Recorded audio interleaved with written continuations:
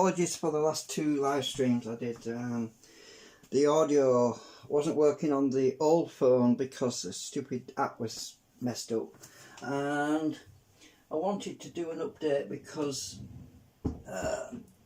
right, I don't know if you can see this, but the tank is in direct contact with the top of this frame.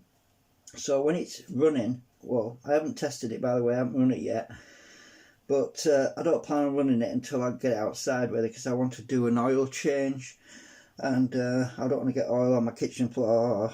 Obviously I'll use a pan, but you see it tends to dribble out, it comes out this down here, and it could dribble out onto this thing and all the way down the wheel. So what I want to do is later on I want to take it outside and run it, and then put a trough or something between here and a pan underneath to catch the oil, because the oil doesn't come out. It's a bit messy because I've got a fresh quart of oil to put in it. So, but there's no point in running it until I'm ready to do that.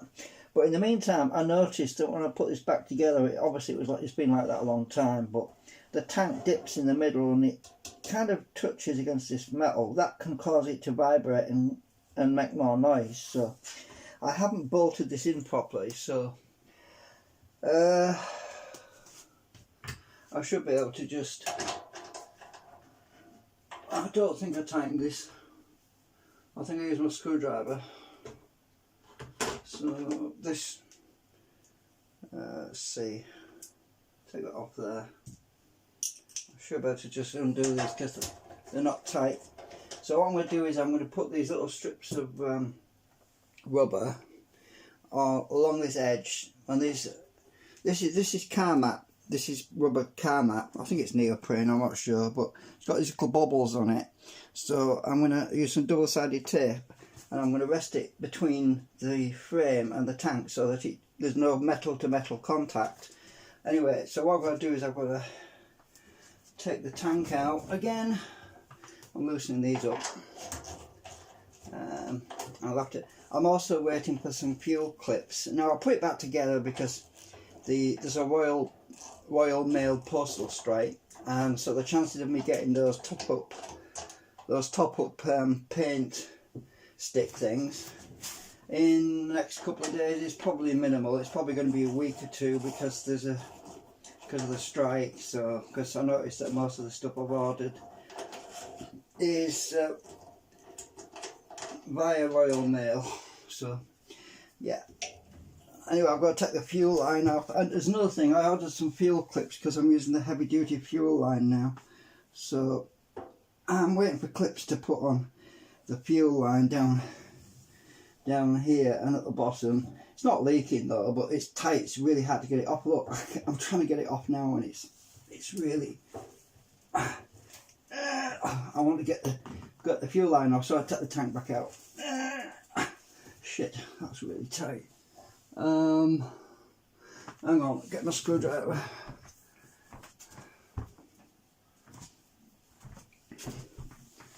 Just trying to get it off.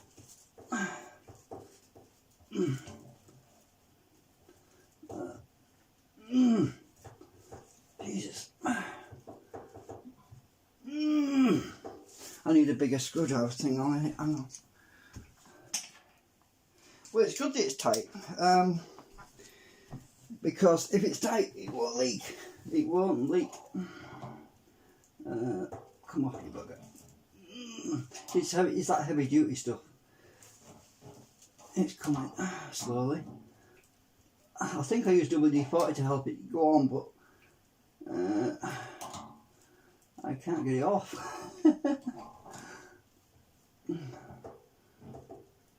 Oh, come on.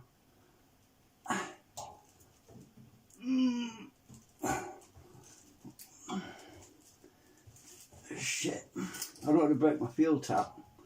Obviously. Come on.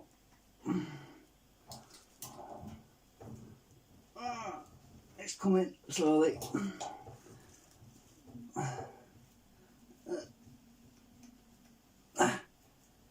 It's nearly off. There we go. So I'll put the heavy duty fuel line on there. God, that's tough. There's no way that's going to leak. Get the rest of these out.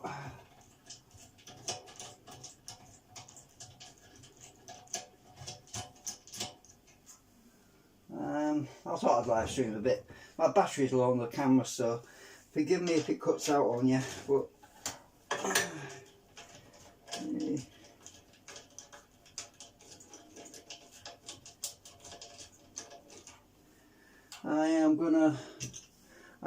oh, actually the back edge isn't touching the frame.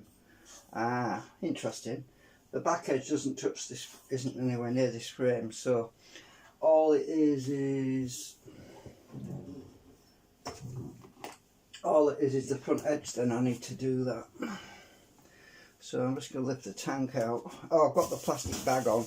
That's to stop it off gassing and so I don't smell any petrol when I'm moving this around. Actually, all I have to do is lift this about, I don't have to take it out, I just have to lift it up about 3 inches.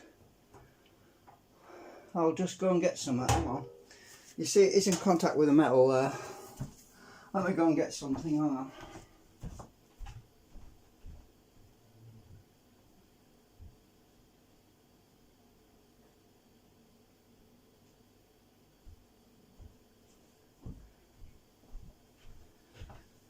So I use my 3D printed bricks to rest it on while I can't get to it underneath. Oops. Right. So if I just put some double-sided tape around that edge.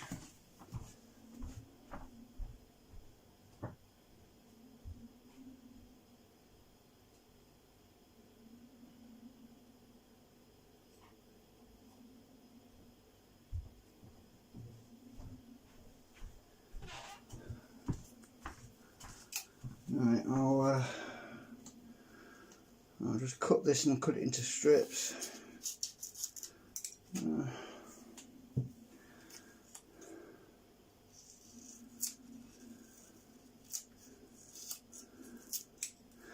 not sure how much of a overhang there is on it, but I don't think it's going to be much, so I'm going to wrap it around the back a bit.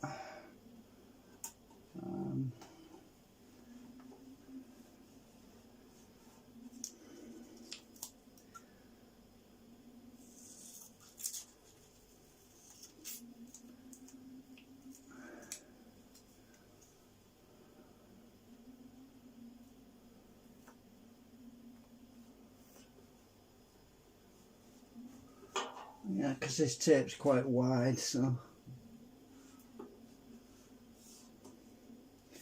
need to peel that off. Backing off.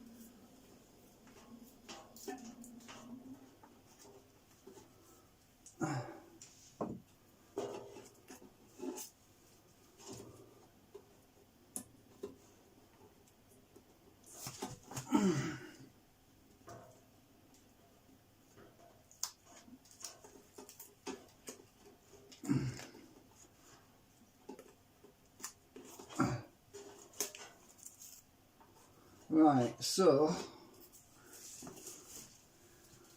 I'll just get this rubber and I'll mount it in the middle about there.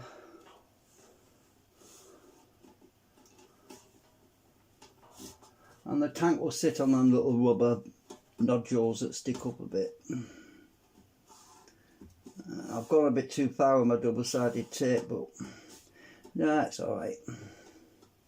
I can pull that extra bit off, I suppose.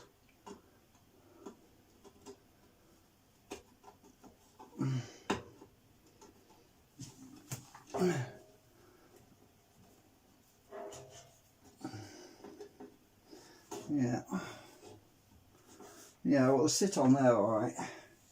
My friend was concerned that this rubber would melt on the exhaust outer shell, but it won't, because the shell isn't in contact with the exhaust itself. There's a gap around it, and the actual shell already has some manufacturer rubber on the back between the plate. There's a plate that's welded on, a bracket that's welded onto the exhaust, which comes out, and that's going between two pieces of rubber which the manufacturers put on, and that's never melted. So there's no way it's going to get too hot, because that bracket is mounted to another bracket that's bolted to the engine, and the engine acts as a massive heat sink, so most of the heat is sucked out. I can't really show you properly, but I did explain it to my friend. I'll take the tank out and show you, and while I'm at it I might as well. So I'll take the tank out. Well, I might as well show you. Right. There's a little bit of fuel in there, but not enough to run it. I'll have to So what I was trying to explain to my friend Shubas, now that is rubber there that the manufacturers put on. You see there, that's rubber, and this outer shell doesn't get hot enough, otherwise it would burn the paint off, right? And I've got a piece of lined rubber lining the inside of the top of this to reduce the noise, right? And where's the camera? Is it this end? Right, so if I show you inside, you'll see that there's some rubber I put in there with the same stuff. It's lined. I've also got a paper clip holding it up, as well as two magnets. The magnets are at the back. Now this shell is attached to the same part of the metal that this rubber that the manufacturers put on here, right? So this part of the exhaust, well, it's not actually the exhaust, it's a shielding can to stop you from dropping anything on the exhaust. The exhaust is basically in free air, it's bolted to the engine, and the only thing holding that exhaust is these bolts here and this bolt here, which goes through this rubber to a mounting bracket, and that's all that holds the actual exhaust. The rest of this can is suspended in the exhaust sits in the middle, it's just suspended. This is just to reduce the chances of dropping anything on a hot exhaust, or to prevent fuel from dropping on the exhaust. That's to protect your shell. This doesn't get really hot. So anyway, I wanted to explain that too, so that you would know, because my friend Shubas was on RWG research chat group. He was concerned it would he was concerned it would possibly melt, but it won't. So I'll just show you that one. I brought the tank back down now. I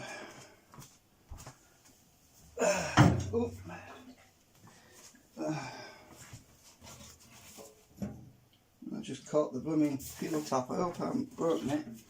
Should be alright. I'll take these out now.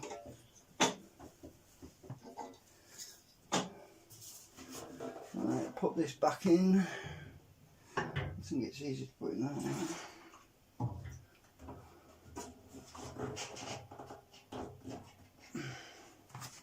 Right, so I need the touch-up pens that I ordered. The paint to go along the edges of the tank, and also the edges of this thing down here, just along the edges, just to make sure that that's why the rust starts around the edges. It always creeps in from the edges. That's why I want to touch them up, but there's no hurry. Okay, so this should be sitting on that rubber now, and it is. There's a slight gap there now, so that's good. And there's also rubber grommets on the mount that this sits on. Rubber grommets each on the tank. So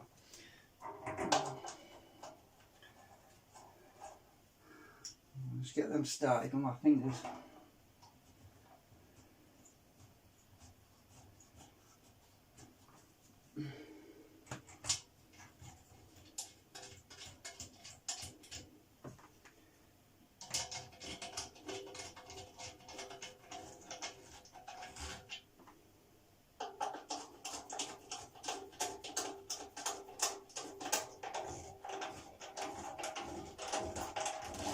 I'm not going to tighten it with a torque wrench, it doesn't really need it.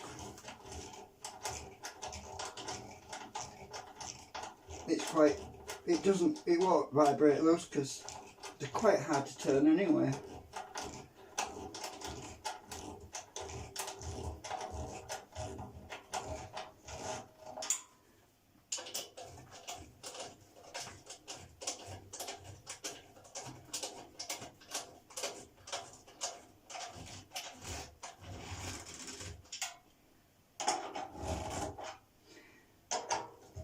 All you do is squish the rubber down. Right, so that's all on. I'll put the fuel pipe back on. Yeah, we've got a nice gap there where that rubber is to stop the metal from vibrating against the metal. Put the fuel pipe back on. I'm going to do what I did last time. Use a bit of WD-40 on the pipe because it makes it go on a lot easier.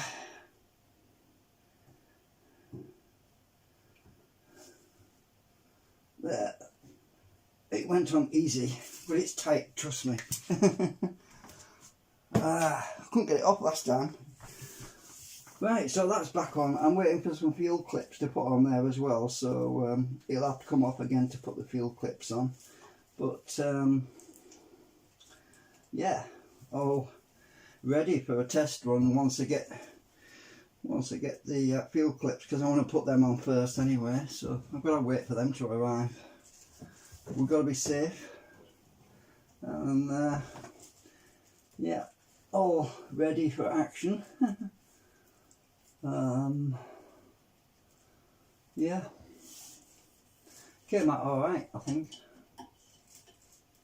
So I actually did paint the exhaust pack with heatproof paint. I used that motorcycle pot black. It's heatproof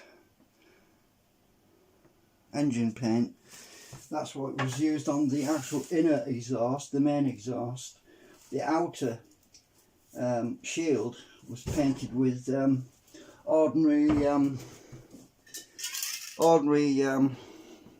spray paint.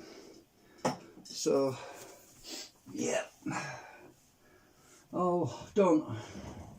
I can smell a bit of off gassing. That's because I've been shaking the tank around. It's probably pushing out through this plastic that I put in to stop that. But oh, because I've had the pipe off anyway, so that's probably where the smell comes from. I can smell it a little bit.